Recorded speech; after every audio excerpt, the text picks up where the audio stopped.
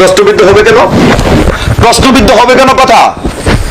আপনি কোরআন নিয়ে কথা বলুন, প্রশ্নবিদ্ধ হবে না। কারণ কোরআন কয়টা? একটা। যদি কোরআন হয় দুইটা, দ্বিতীয় নম্বরে কোরআন থেকে আমাকে ফতোয়া দিবেন। যদি কোরআন একটা হয়, তোমার ফতোয়া দেওয়ার জায়গা থাকবে না, তুমি আমার পক্ষে আসতে হবে, আমিও তোমার পক্ষে যাইতে হবে। কারণ আল্লাহ বলে দিয়েছে কোরআন সত্য মিথ্যার পার্থক্যকারী। এই মৌলভী সাহেব, তুমি লিখেছো তোমার নামের আগে মুফতি, বেশ সুন্দর তো। তুমি লিখেছো মুফাসসির, তুমি লিখেছো আল্লামা, তুমি লিখেছো মাওলানা, সব তো শিরক। সূরা নিসার শেষের আয়াত খুলে দেখো। সাহাবারা জিজ্ঞাসা করে, ইয়া রাসূলুল্লাহ, আপনি ফতোয়া দিন, আপনি ফয়সালা দিন। ফতোয়া শব্দের বাংলা কি ফয়সালাকারী না? ফয়সালাকারী, আপনি ফয়সালা দিন। নবীজি কিছু বলেন নাই। আল্লাহ বলেন, বলুন সবচেয়ে বড় ফয়সালাকারী হলাম আমি আল্লাহ, আমার চাইতে বড় ফতোয়াবাজি আর কেউ হইতে পারে না। তাইলে ফতোয়া শব্দটা হয়েছে আল্লাহ, তুমি লাগাইছো কেন? তাও তো শিরক। তুমি শিরকে থেকে কথা বলছো।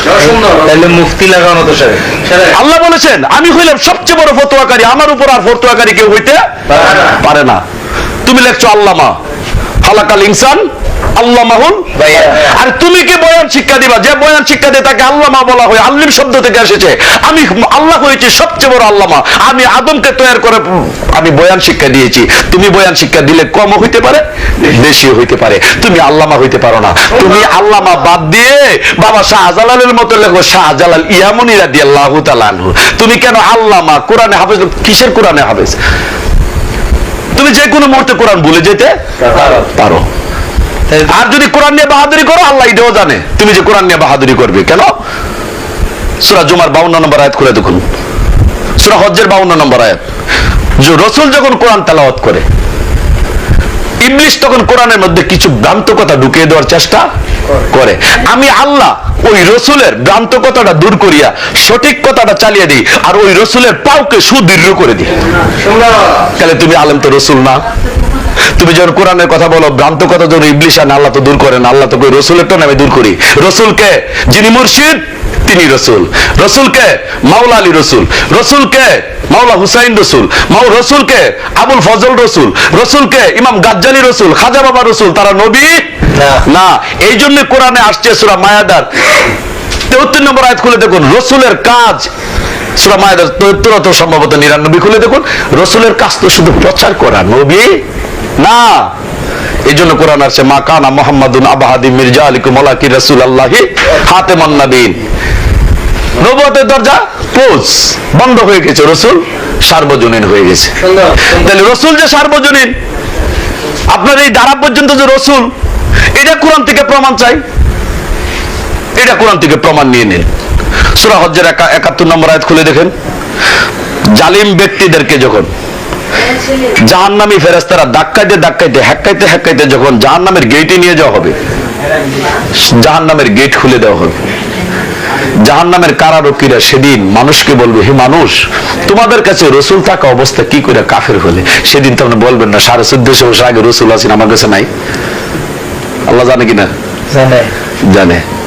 কিন্তু আপনি যে কথাটা বলবেন, এটারও কোরআন আয়াত আছে, সূরা কাসাসের 47 নম্বর আয়াত খুলে দেখো, মানুষ নিজেদের কৃতকর্মের জন্য সেদিন বলবে, আমাদের কাছে কেন রসুল পাঠালে না? যদি রসুল পাঠাইতে, কোরআন আবৃত্তি করে আমরা পবিত্র হয়ে যাইতাম।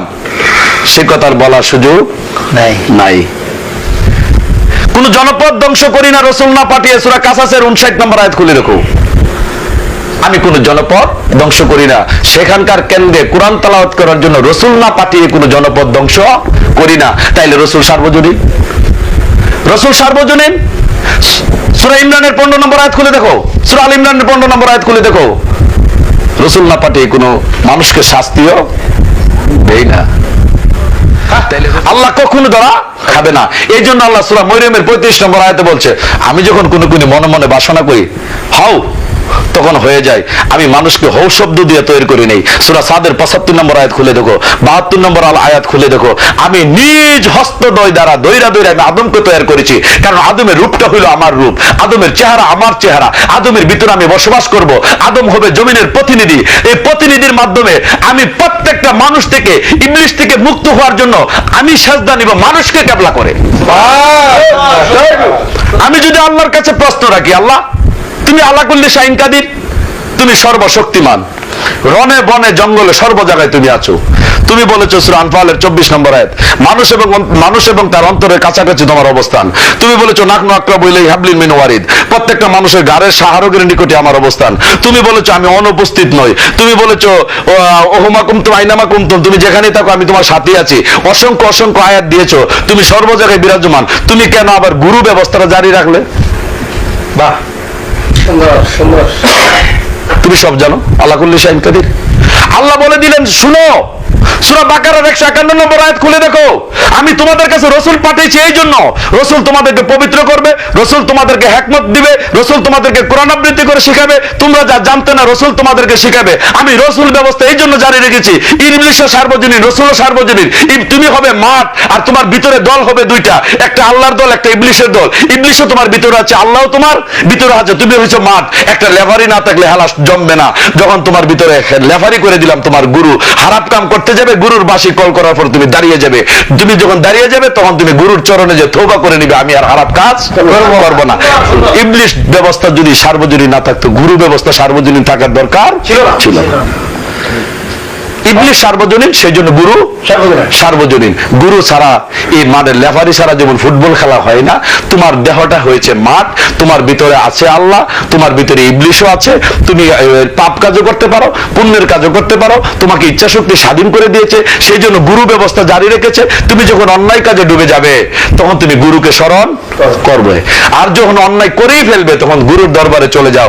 সূরা নিসা 64 নম্বর আয়াত, এই আয়াতটা আপনারা পড়বেন, মিডিয়াতে যারা শুনবে তারা পড়বে। সূরা নিসা 64 নম্বর আয়াতে আল্লাহ পাক বলেন, কেবলমাত্র রাসূল প্রেরণ করেছি মানুষ অনুগত্য করার জন্য। যখন মানুষ জালিম হয়ে যাবে, পাপ কাজে লিপ্ত হয়ে যাবে, তখন রাসূলের কাছে দৌড়ে যাবে, তখন রাসূলের কাছে দৌড়ে যায় আল্লাহর কাছে পানা চাবে। ওই মানুষটার পক্ষে রাসূলও তওবা করবে। রাসূলের তওবা না, কিন্তু মানুষের পক্ষে, যে মানুষটা পাপ করবে তার পক্ষে রাসূল আল্লাহর কাছে পানা চাবে। তখন আল্লাহ বলেন আমি তার প্রতি ক্ষমাশীল হয়ে যাব।